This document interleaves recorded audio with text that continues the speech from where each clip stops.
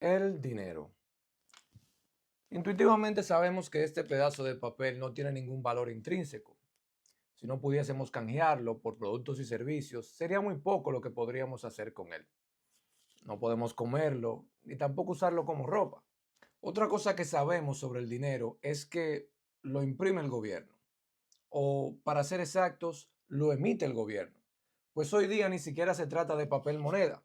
Basta con poner dígitos en una computadora y listo. What? Bro, what are you talking about, man?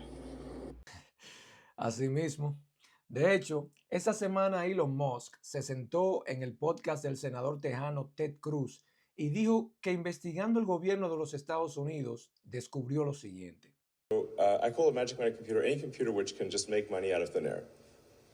That's magic money. So how does that work? It just issues payments. And you said there's something like 11 of these computers at Treasury that are sending out trillions in payments? They're mostly at Treasury.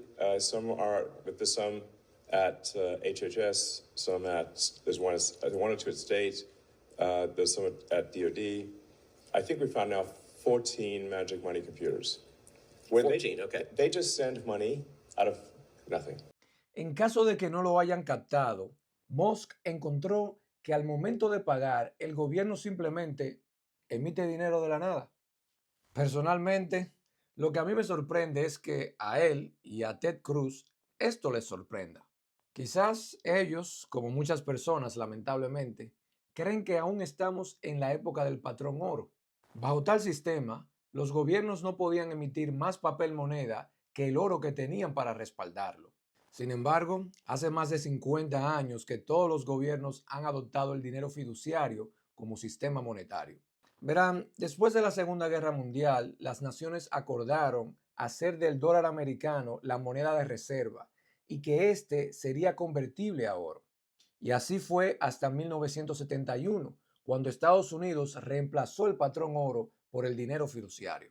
The strength of a nation's currency is based on the strength of that nation's economy. And the American economy is by far the strongest in the world. I have directed Secretary Connally to suspend temporarily the convertibility of the dollar into gold or other reserve assets. Desde entonces, el valor relativo de la moneda de cada nación ya no está atado al oro o a cualquier otro artículo. Ahora depende de varios factores como la confianza en las instituciones de esa nación, su aparato productivo, los niveles de inflación y las tasas de interés, entre otros. Yo crecí en mi país, República Dominicana, usando billetes y monedas con el calificativo peso oro, aludiendo a que este dinero estaba respaldado por un equivalente en oro. Pero la República Dominicana abandonó el patrón oro en 1963 y aunque tarde, el artículo 229 de la Constitución del 2010 correctamente denomina nuestra moneda como peso dominicano. Y desde entonces, el Banco Central de la República ya no imprime billetes con la errónea expresión peso oro. Ahora volviendo al tema central, la realidad es que no hay nada que físicamente les impida a gobiernos de países con su propia moneda emitir la cantidad de dinero que quieran. ¿Recuerdan qué pasaba si jugando Monopolio al banco se le acababan los billetes que venían con el juego? El banco simplemente podía tomar cualquier otro papel que tuviese a mano y eso, mágicamente, era dinero. La misma prerrogativa tienen los gobiernos. La idea de que los gobiernos necesitan de nuestros impuestos para financiarse es errónea. Recuerden, nosotros no tenemos máquinas para imprimir billetes, lo que supone la pregunta, si así se financian los gobiernos, entonces, ¿para qué cobran impuestos? Pues yo con mucho gusto te explico. Primero, el gobierno cobra impuestos para obligar a que los ciudadanos de su nación usen la moneda que el gobierno emite. Veámoslo de esta forma.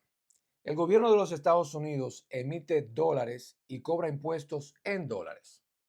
Y el que no paga esos impuestos en dólares va preso. Por consiguiente, todos los trabajadores exigen sus salarios en dólares para poder pagarle al gobierno en dólares, valga la redundancia, y no ir a la cárcel. Asimismo, todas las empresas exigen que sus clientes le paguen en dólares para ellas pagarle al gobierno en dólares y evitar penalidades. Incluso si usted tiene ganancia en criptomonedas, tiene que cambiar una parte a dólares para pagar en dólares los impuestos resultados de esas ganancias. Si el gobierno no cobrase impuestos, nada nos impediría usar Bitcoin o cualquier otra moneda para hacer nuestros intercambios comerciales. Si esto llegase a ocurrir, el gobierno perdería el control sobre la economía. Esta es la razón principal por la que ningún gobierno adoptará nunca una moneda descentralizada cuyo flujo no pueda controlar, como el Bitcoin. Segundo, los gobiernos usan los impuestos para investigar y perseguir ciertos crímenes y delitos. Al cobrar impuestos, el gobierno puede detectar la procedencia de los activos. También puede comparar si el estilo de vida de una persona va acorde con sus ingresos. De no ser así, se levantarían alertas. Verbigracia, el infame mafioso Al Capone, nunca fue condenado por violencia ni crimen organizado. Impuestos Internos lo detuvo por evasión fiscal en 1931 debido a que su lujoso estilo de vida no se podía explicar con su declaración de impuestos, y esa contradicción condujo a su condena. Tercero, los gobiernos usan los impuestos para moldear el comportamiento de la población. Supongamos que el gobierno quiera reducir el uso de cigarrillo en la población porque sabemos que fumar es perjudicial para la salud. Entonces, podría añadir impuestos a este producto para encarecerlo y así desincentivar su consumo. Igualmente, ya que está comprobado que utilizar preservativos puede prevenir enfermedades de transmisión sexual, eliminar impuestos a este producto incentiva su uso. Cuarto, también los gobiernos pueden utilizar los impuestos para redistribuir riquezas. Eso sí, que no hay igualdad en este punto.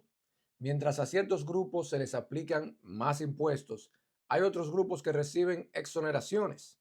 A unos se les resta capacidad de compra, mientras que a los otros se les hace más ricos. Hay que reconocer que a veces estas políticas tienen un objetivo colectivo, como las exenciones a los productos agrícolas para abaratar el costo de los artículos de primera necesidad, o las exenciones a compañías extranjeras para incentivar la inversión y con ello la creación de empleos.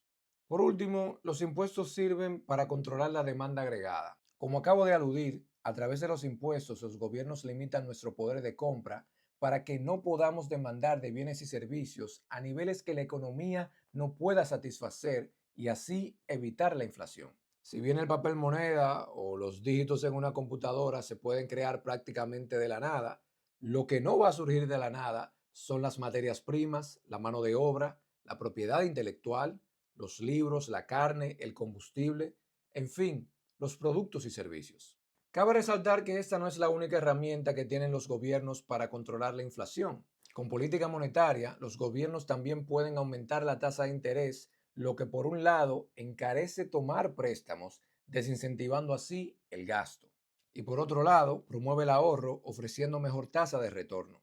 Y dinero ahorrado es dinero que no se gasta, reduciendo así la demanda de bienes y servicios y con esto la inflación. Ver la economía de esta manera, que es como realmente funciona, tiene muchas implicaciones. Por ejemplo, nos ayuda a entender que las obras inconclusas de un gobierno, como hospitales y carreteras, no se detienen por falta de dinero. Estas obras usualmente se paralizan porque la mano de obra, los materiales y la maquinaria que se requieren no están disponibles. Tratar de culminarlas muy rápido implicaría afectar el sector privado, elevando los precios de tales servicios por alta demanda. Comprender bien este tema es fundamental para entender otros que pienso abordar en el futuro, como entender los objetivos económicos que tienen los gobiernos, o por qué los impuestos a las riquezas, si bien tienen un asidero moral, no funcionan en términos económicos, y por qué la corrupción es tan fácil desde el Estado.